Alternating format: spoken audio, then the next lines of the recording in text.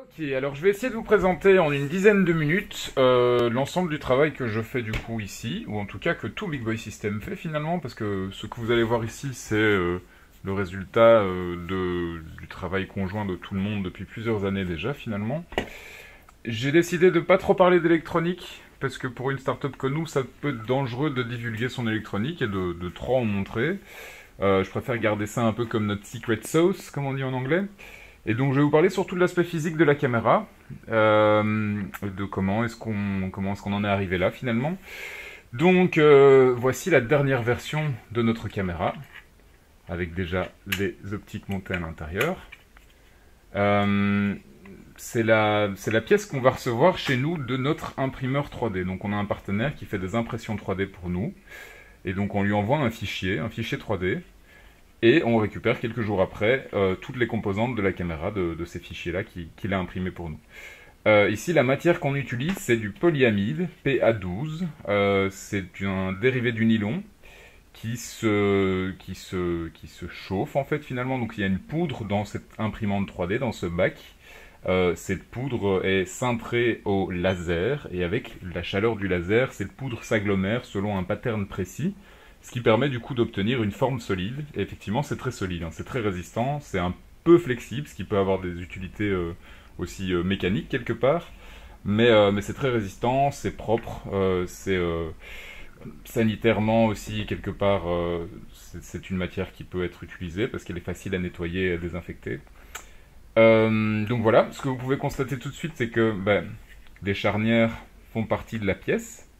Ici, les charnières, si vous regardez bien, elles sont entièrement intégrées au reste du corps de la caméra. Et donc c'est une seule pièce avec le reste. À quoi servent ces charnières?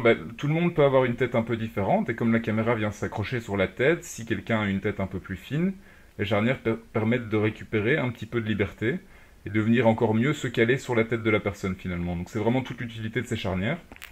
Quelque part aussi, ça permet de replier en partie la caméra et d'avoir un gain de place quand on a besoin de la transporter, par exemple dans un sachet en tissu, un petit sachet protecteur en tissu qu'on pourrait fournir avec la caméra, par exemple.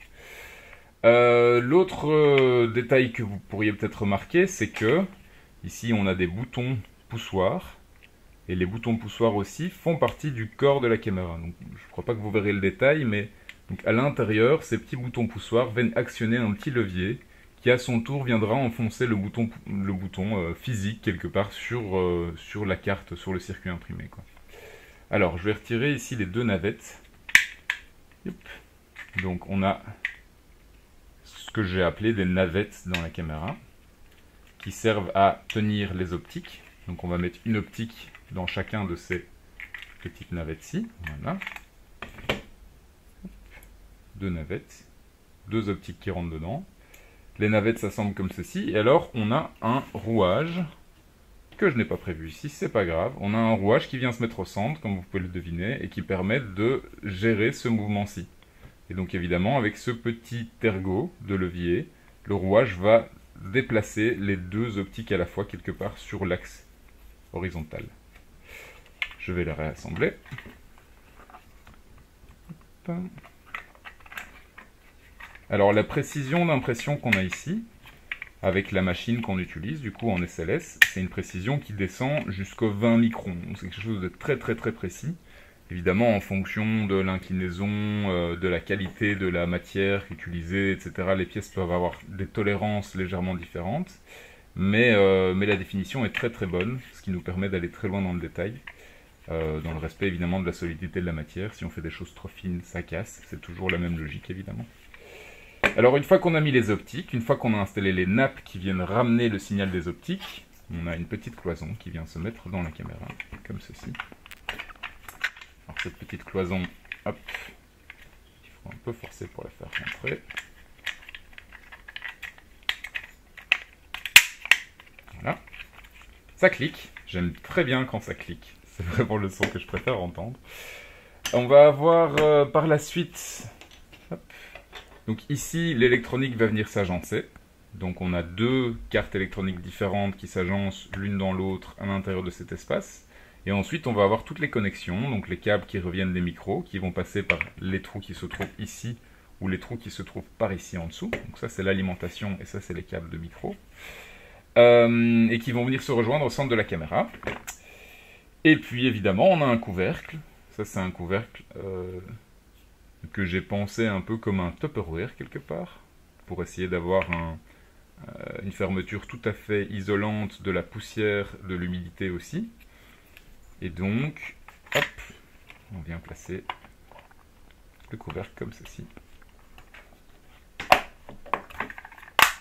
Et voilà. Une fois que ça clique, c'est bien fermé. Comme vous voyez, le joint ici va être complètement hermétique de tous les côtés. Ici, il y a encore une petite pièce qui rentre dedans, c'est l'interrupteur, que vous ne voyez pas ici, parce qu'évidemment, il n'y a rien sur lequel l'attacher. Et donc ça va vraiment faire le corps de la caméra une fois qu'elle est assemblée. Vous voyez que les deux optiques sont là, et avec le roulement qui serait au centre, on pourrait déplacer du coup les deux optiques sur leur axe.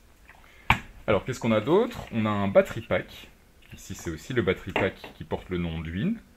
Ça permet de les lier, évidemment, parce que juste ici, ils sont dissociables. Ce battery pack a une entrée en USB-C. Donc on peut recharger la batterie qui se trouve ici en USB-C.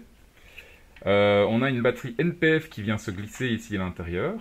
On a différents modèles de batteries. C'est des batteries qui ont été développées pour les appareils photo à la base. On peut par exemple mettre une petite batterie comme celle-ci. Hop, voilà. Et à ce moment-là, on va avoir du coup l'alimentation qui sort. Donc charger la batterie par l'USB-C. Petit câble flexible évidemment de nouveau parce qu'il faut pouvoir étirer la sangle pour pouvoir placer la caméra sur sa tête. Ici pour enlever la batterie on a un petit bouton poussoir, donc on appuie sur le bouton et ça clique et ça ressort. Et évidemment le but c'est que si on n'appuie pas sur le bouton, ça ne tombe pas, ça reste bien en place évidemment, sinon ce serait un problème. On ne pourrait pas facilement filmer si ça s'arrête tout seul. Et alors qu'est-ce qui reste? Il nous reste deux petits modules ici, qui servent du coup pour tenir les microphones évidemment. Donc ils viennent se placer gauche et droite, comme ça. Et on enfile du coup dans la sangle. Hop. Là, la caméra est dans ce sens-ci. Et là, à l'envers, la caméra elle est sur le dos pour l'instant.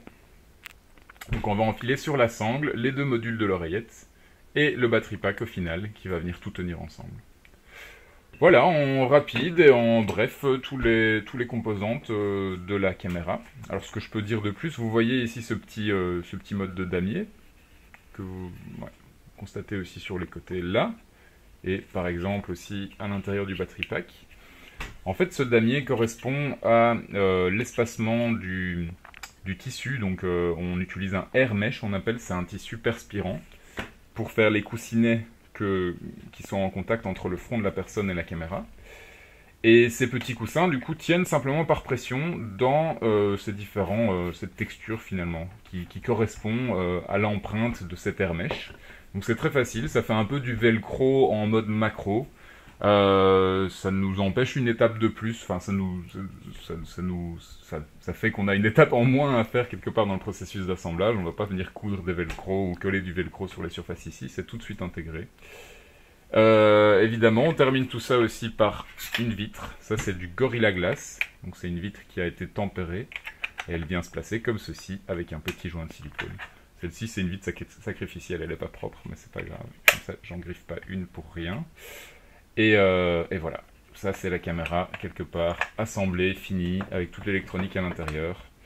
Hop, comme ceci et comme ceci.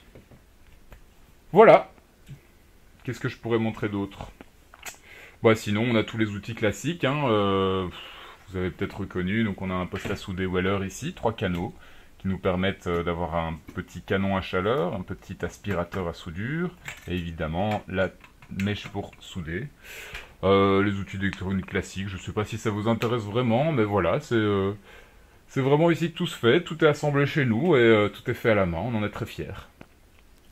Voilà, retour à vous en bas du coup.